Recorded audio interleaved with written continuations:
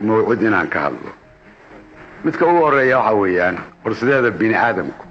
ilaahay baa wada abuurtay ilaahay hadduu wada abuurtayna wuxuu siiyey samac iyo basar wixii xun isku diido wixii fiicanna uu ku aqbalo wixii danihiisaana awood uu ku qabsadaa ilaahay siiyey dabeecaddaas inagu wareegsan oo si kastaba aynu arkayno oo dabayl leh oo bad leh oo biri leh oo beer leh oo xoolo leh ilaahay bini aadamka ayuu ka saramariyey wuxuu siiyey awood uu ku bedelo uguna tasarrufo sida isagu isdoonayo had walba ciddii fahamtay awooddaas weyn oo ilaahay siiyey waxbay ku qabsadeen dhibaatooyinka dabeecadda kaga imaanhaya ama bini aadam kaga imaanhaya markaa ugu tabaabushaysten waxay ku qabsadeen waa anfaceen qolo walba noloshoodii ayay ku hanteen qoladii karteen waxay kaga baxeen faqaaradii waxay kaga baxeen jaahilnimadii waxay ku qabsadeen danahoodii ayay ku xaqiijiyeen kuna sugeen inaan dhibaato ugu imaanin ama ay dhibaatadii ka timaadaba ay uga gaashaanteen say uga hortagaan markaan sidaa leeyahay waxa weeye balorta awooddii ilaahay ina siiye ku camalfalkeedii allah ina garansiiyo shacbiga Soomaaliyeed bini aadamkaas kale tuu ka mid yahay oo badan haddana waa markaan leeyahay dal taajira iyo dad faqiiraha isku dul nool dadku faqiir weeye laakiin dalku taajir weeye ilaahay wax walba waa dhigay bad buu dhigay beer buu dhigay xoolo ka badiyay hawo fiican buu siiyay kulligeen shaarar baynu qabna 12 bilo shaararkaasan qabayna adduunka meelo badan kama dhacdo taas dhowr nooc oo labis waa in la isku bedela oo dhaxanta mid la isaga celiyo oo mid qorraxda la isaga celiyo oo mid dabaysh iyo balaayo waaweyn la isaga celiyo naga aad baa ilaahay noogu roon laakiin waxaad moodaa ama asal aqoon darro haynoo geyso ama isticmaarba hayna aaminsiiyo inayna waxba qabsan iyaga barino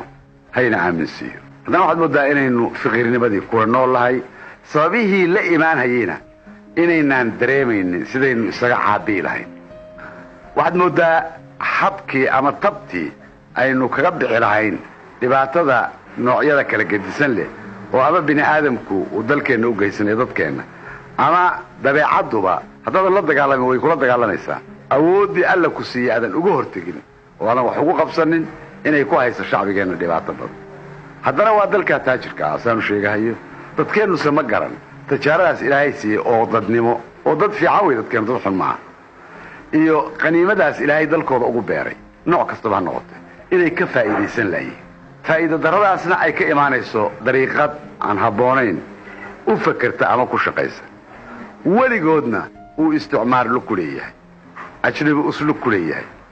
intay iyagu taladooda iyo tabartooda iyo dantooda iyo dalkooda iyo naftooda iyo ilaahad inta aamina ay wax qabsan lahaayeen waxaad moodaa aad inay ugu janjeeraan cid kale inay wax ka sugaanin waxaad cid kale ka sugtay ma ku dhergin karaane maya ma ku dhergin karo barya aadan ma ku dhergi karaysaa weligaa kuma dhergaysa wax kastaba ha lagu siiyo inta ugu xoolo badan adduunka hadday waxooda kugu shubaan weligeed ku deeqi mayso waxaad adigu gacantaada ku qabsato iyo maskaxdaada iyo taladaada iyo garashadaada waxaad ku qabsato wax ku deeqi kara intaasaa jira oo uu la jiro iimaan iyo kalsooni aad naftaada iyo dalkaaga iyo diintaada aad ku qabto wax kaloo ku deeqi karaa ma jiraan soomaaliyay dantaada u jeeso iska daa indhahaad u taagayso dalal kaleeto iyo wixii ka imaanay warkacay aynu tabcanne beereenna aan tabcanno oo baddeenna kala soo baxna wax ku yaal oo xooleenna aan xanaanaysanno aan ku noolaanno wixii waxayna dheer aynu kaalmaysanno asaan cadow ku ahayn dalkeenna iyo dadkeenna arrinu intaas weeye diinta aanu gudbo nabigeennii suubanaa maxamed tawrad buu sameeyey ilaah baa u dhiibay tawradda ku ahnayay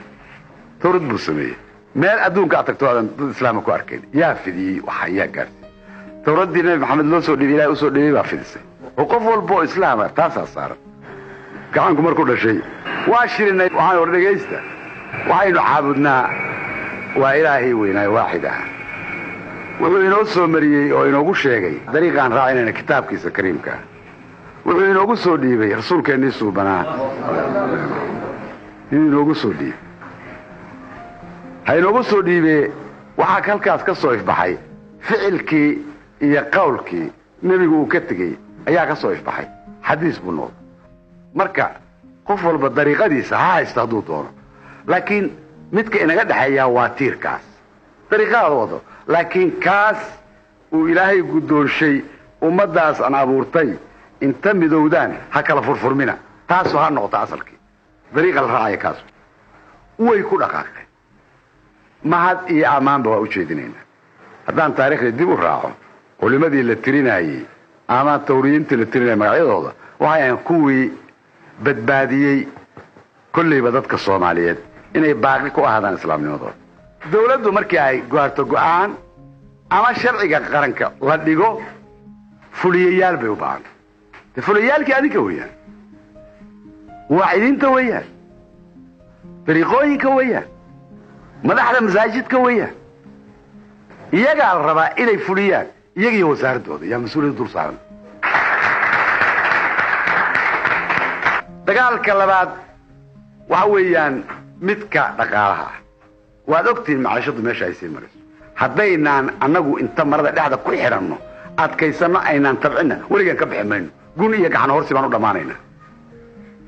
ma gun iyo gacan horsi baan ku jiri karnaa insaanku sharaf buu leeyahay karaamuu leeyahay oo maanu inta ilaaheen cuskanno iyo nafteenna maynu qof iyo yaanba inta qaato waa ka halkaa dow ka baxaye maanu wax ku abuurno bal qof walba gurigiisa muu ku abuur geed lima inuu bixiyeen kala arkay oo geed babaaya ku abuura oo geed cambaa ku abuura waa baxaya qof gurigiisa uusan baxayn ma jirto hortiisa waxaan kaga bixi karnaa inaanu u jeedsano tacab kii badgalaa ha galo